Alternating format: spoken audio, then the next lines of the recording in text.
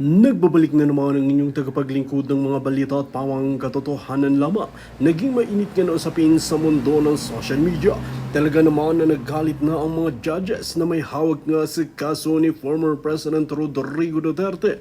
Dito nga natin mapapansin na talagang isasakay at iuuwi na nga si Tatay Digong sa bansang Pilipinas. Dito natin mapapatunayan na bakit nga raw matagal ang kanilang proseso dahil hinahadlangan nga ni Kuting ng Norte at binibigyan niya ng salapi ang mga judges na naghahawak sa kaso ni former President Rodrigo Duterte sa Netherlands. Dito natin mapapansin na talagang gusto na talagang matigo ni Kuting ng Norte itong si Tatay Digong dahil kung alam niya talagang makakabalik sa bansang Pilipinas ay hindi nga makakalusot ang kanyang mga kabalbalan na ginagawa sa bansang Pilipinas. Maraming netizen na ang tila naghihintay sa pag-uwi ni Tatay Digong dahil dito ay mas lalong nangamba ang kampo ni Kuting ng Norte at ni Lisa Tanas. Dito natin mapapatunayan na talagang wala talagang kredibilidad itong si Kuting ng Norte na mamuno sa bansang Pilipinas. Kaya naman ang inaabangan ng maraming netizen ay kung paano nga patatalsikin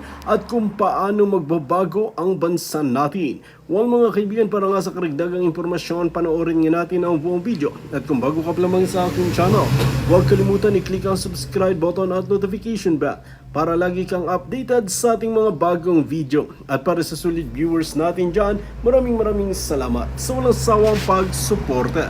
Yan ang katotohanan. And I hope sabi ko nga, wag muna natin pangalanan yung mga naroon na iba. Baka kasi pwede silang mag-execute ng affidavit at pwedeng gamitin ng pamilyang mga Duterte para iapila, okay, sa sa international, not sa ICC. Okay, doon sa pwedeng yung sinasabi ni Spokes Harry Roque na domestic remedy na magtestigo, alam nyo, kung magtitistigo sana itong si Tambaluslos, which is I doubt it, kung gaano katotoo itong mga dramatization na nilaglag siya ng mga bangag. Recently, nagsalita si Remulla na imbestigahan daw yung $2 million na dinonate ni Tambaluslos sa Harvard, mga ganyan. At ito ay from plundering or kung galing sa kaban ng bayan. Kung magsasalita sana si Bersamin na i-booking niya sa taong bayan, ikaw, Lucas Bersamin, mamamatay ka na. Kukunin ka ng lupa. Gumawa ka ng tama. Wala kang utang na loob. Okay? Naging mabuti sa'yo ang Pangulong Duterte. Pero hindi mo maintindihan ko during that time, dahil siyempre executive secretary ka lang naman, ang amo mo si Lisa Tanas at si Bangag. Okay? Silang dalawa po talaga, literal na sinasabi in fairness daw dito kay Bersamin na sinasabi, Mr. President, hindi natin pwedeng gawin yan kasi labag sa batas yan. Okay? Dapat dumaan muna, okay, litisin muna si Pangulong Duterte sa local court. Di ba yung mga pinapaliwanag ng abogado, pero nag-insist si Zatanas at saka si Bangag na damputin nyo na yan, isakay nyo na sa eroplano. Ganyan po kahayop. Okay? Amy Marcos. Okay, tama na yung mga dramatization mo na hindi kami nag-usap ng kapatid, na sabi mo hindi kayo nag-usap ng kapatid mo, non-existent, ang relationship nyo, ganito, ganyan. Gamitin mo lahat ng powers mo. 'Di ba?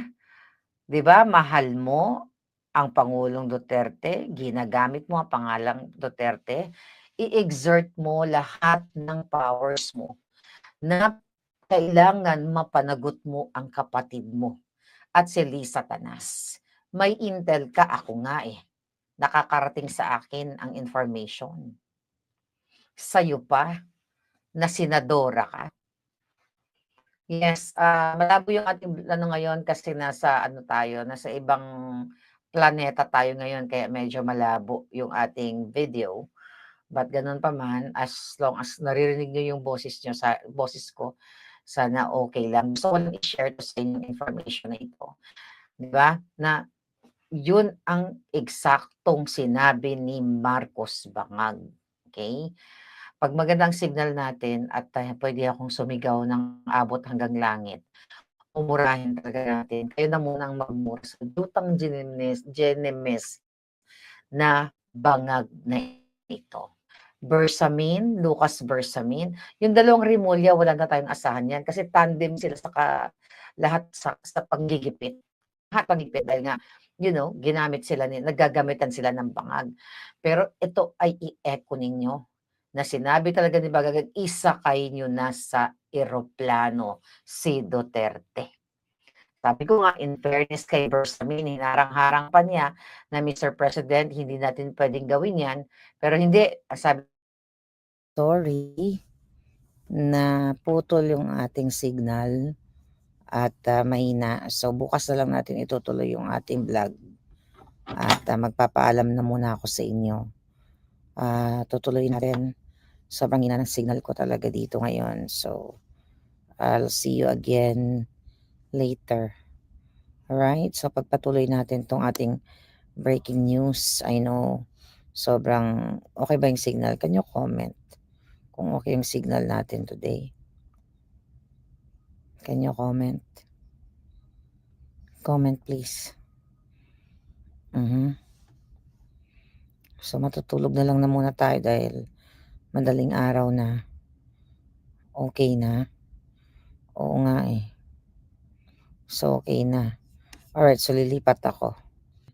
Kailangan talaga magsalita ng mga naka-witness, ng mga nakarinig na sinasabi si Bangag. Kaya yung Jutang Ginemes na Marcos Jr., yung pagpakidnap niya kay PRRD, dapat talaga siya managot. Dapat talaga siyang magbayad. Dapat talaga siya mapitay dahil siya mismo ay kidnapper. Yan talagang tutukan dapat ng mga nagmamahal kay PRRD. So ikaw, Bersamin, katulad kanina, sinasabi ko, kanina humiga-higa na ako nung naputol tayo, na total shutdown yung phone ko and everything, as in 0-0. Pero in-encourage ko ang mga mahal kay PRRD ang paraan, lahat ng paraan na para mapanagot si Marcos Jr. Ulitin ko, Bersamin, okay? Ilaglag mo na si Marcos Jr. Matanda ka na, okay? Huwag mo nang antayin na mamatay ka. Mamatay ka nang hindi mapuslan ang mukha mo. Mamatay ka dahil who knows. Okay? Yes, blurry but yeah, loud and clear. Basta pagpasensya nyo na yung, ang importante para lang tayong radyo. All right, magandang umaga, Pilipinas. Okay. So, Bersamin, ikaw, alam mong mali, pero sinunod mo pa rin. Sabi ko nga, naintindihan ko dahil executive secretary ka, wala kang nagawa, pero dapat inilaban mo yung tama. Dahil abogado ka, nanumpa ka sa taong bayan para ipatupad ang batas, ang dating presidente na inappoint ka rin, na hindi ka tinratong hayop, hindi ka tinratong baboy, tinrato kang tao, pero binaboy mo kasama si Bangag ang Pangulong Duterte. Yun talaga nakagalit palangga, kaya nga hindi na, 'di ba, si Inday Sara nagsalita ngayong araw na baka o parang I hope magkaroon pa ng election sa 2028. Kasi hindi talaga nila pauupuin ang mga Duterte. By hook or by crook, gagawa sila ng paraan para hindi makaupo ang mga Duterte kasi mananagot talaga sila. Dahil literal talaga na inutos ni Bangag na isakay na si Pangulong Duterte sa eroplano. Lahat managot, pati may-ari ng eroplano, lahat ng kasabwat, dapat managot sila, mga kababayan. Then, ngayon, kaya nga 'di ba ang impeachment ni Inday Sara, hindi yan galing sa mga Congress lang. Utos talaga ni Lisa Tanas at ni Bangag yan. Ganon ka-demonyo ang Marcos Jr. Kaya kanina naputol tayo, sabi ko, Amy Marcos, itigil mo na yung kadrama-drama mo, ang dami mong mga hearing-hearing, ang dami mong kaputang inahan. Sabi ko nga kanina, may intel ako nga, walang budget, zero. Okay? Pero may nagbibigay sa atin ng information, ikaw. 'Di ba? Yung kapatid mo. Sabi ko nga kahapon, magwelga ka. Total, sinabi mo na adik ang kapatid mo, itodo mo na. Sabihin mo, adik, kidnapper, magnanakaw. Sabihin mo yan, mag-rally ka kung mahal mo si Inday Sara, kung mahal mo si PRRD, ikaw ang mamuno para tanggalin ang kapatid mo. Magwelga ka, mag-rally ka, kumbensihin mo ang mga military, ang mga pulis na maglingkod sa Pilipino, hindi para sa adik mong kapatid. Harap-harapan, malinaw pa sa sikat ng araw na kinidnap si PRRD. At itong informasyon na ito, na narinig ko, for sure, narinig mo naman na ito, na, for sure, nakarating nga sa akin makakarating din sa'yo, na mismo ang kapatid mo, sa utos ng asawa niyang adiktos kawatan, na isakay na si Duterte sa eroplano. Huwag na tayong magmaang-maangan, Amy Marcos. Gawin mo lahat ng kapasidad mo bago ka hay nako, magdrama-drama. Please. Okay? And I hope, sabi ko nga, yung mga nagmamahal kay Inday, kayong mga lawyer, yung may mga contact dyan kay Bersamin, darating ang panahon, tandaan nyo to. May magsasalita, may mamivindicate dito sa ating statement na ito. I don't know kung alam ni Inday Sara itong issue na ito, pero may mga nakarinig doon sa meeting na yon. Andun si Tambaloslos, ikaw Tambaloslos, gusto mo ilaglag lahat? Maniwala kami sa'yo? Ilaglag mo ang pinsan mo at sabihin mo, itong sinasabi ko ngayon, na ang pinsan mong si Marcos Jr. na nagsabi sa utos ng asawa niyang kidnapper din, isakay si Duterte sa eroplano. Hindi tayo maniniwala sa drama-dramang ganito hanggat hindi nilalaglag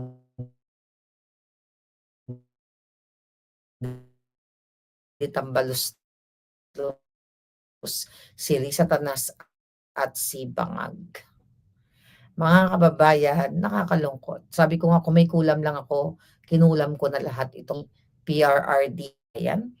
Ang pagtatraidor ni Bersamin, pagtatraidor ni Bangag. Demonyo ka. Putang ina mo, Marcos Jr. Sana mamatay ka na any moment, anytime, attack mo lahat na ng kababuyan. Demonyo ka, pinaka sa demonyo sa balat ng lupa. Hayop ka. Napakasama mo. Kung makaarte-arte ka, akala mo inosente kang buwa ka ng ina ka. Lahat ng nangyayari sa Kongreso, binabayaran ng bangag na administrasyon ito. Nakakagalit talaga ka, mga palaga, Chino Merabueno. Yan ang katotohanan na nalaman ko kahapon, na inutos pala talaga ng mag-asawang demonyo na isakay si PRRD sa eroplano, ipagkanulo sa ICC. At ang sabi ng ICC, ay, sige, pumayag at ihintayin nila doon, kaya magkasabwat. And I am looking forward na itong Hindi natin maibigay lahat kasi yung iba pang information. I am hoping doon sa mga witness, okay? I am hoping na mag-execute sila ng affidavit, then pwede itong gamitin yung sinasabi ni Harry Roque na international domestic remedy, na gamitin itong ebidensya, itong sworn statement, itong affidavit ng mga witness o isa o dalawang witness para i-file doon sa Netherlands na talagang literal na kinidnap si PRRD. Gusto kong makalaya si PRRD sa lalong madaling panahon dahil itong mga hayop na ICC dapat talaga magsara na. Nakipagsabwatan talaga sila. Kaya Bersamin, kung may natitira ka pang totoo nung time na nagre-resist ka kay Bangag, okay? Mapapatawad ka ng bayan sa lahat ng kasalanan mo kung ilalaglag mo si Bangag, mag-execute ka ng affidavit, ng sworn statement, hindi lang ikaw, yung isa pa at yung isa pa, at si Tambaluslos, ilaglag nyo na si Marcos Jr. Nakakagalit mga palangga, nakakagalit talaga. Kaya nung nalaman ko, sabi ko, putang ina. 'Di ba? Alam naman natin na si Bangag ang nasa likod. Pero hindi natin alam, ngayon lang nyo lang nalaman, na sinabi na mismo, sabi ni Bangag, isakay nyo na yan sa eroplano, isakay na sa eroplano si Duterte. Kahit na sinasabihan siya ni Bersamin na wag kasi labag sa batas, hindi ganyan ang proseso. Pero tinuloy pa rin nila ni Bangag Jr. Talagang kasabwat yung ICC. Kaya nga I hope talagang, sabi ko nga, I mean, kung naririnig tayo, and walang magagawa pa si Inday sa ngayon hanggat hindi nag-execute ng affidavit doon sa mga nagbigay ng information. Please, please, please, please, mag-execute ka na. Itodo mo na 'to, okay? Itodo mo na at hikayatin mo pa yung ibang mga nandodoon sa meeting na yon. At saan kayo nag-meeting, Tambaloslos? Sa Polo Club. Doon daw po sila nag-meeting, doon sila nag-usap nung time na pinakikidnap si PRRD. Yan, Tambaluslos. Magsanib puwersa kayo ni Amy versus Liza Tanas-an Bangag. Kung totoo itong drama ninyo, okay, na ginigipit ka ng pinsan mo, ginigipit ka ni Remulla. Kung totoo ito, ilaglag mo na ngayon, mag-sign ka na, mag-execute ka na. Pero kung hindi mo gagawin yan, hindi kami maniniwala sa'yo. Kaya alam nyo, deserve talagang ipahukay si Senior sa ginawa mo, Marcos Jr., sa ginawa mo, Liza Tanas. Nakikita ko sa bolang kristal ko na higit pa ang mararanasan nyo sa lahat ng kademonyuhan nyo sa PRRD at sa taong bayan na ninanakaw nyo ang pera para ipangbayad sa mga sekretaris, undersekretaris, sa lahat ng mga kasabwat ninyo, sa lahat ng nanggigipit sa amin, sa atin, kay Manong Jason sa kay Harry Roque, sa lahat sa atin na nagsasalita. Yan ngayon, di ba? Jason sa kinulong ngayon, nag-sorry daw ang RTC. As ang judge, pati sa Pasay, ay di ba? Nagsalita na si Manong J, ganito kahayop. Pinakidnap din si Manong Jason sa ang nag-utos ito din. Ang Bangag para matakot si Jason sa. Diba? Sabi ko sa inyo, kailan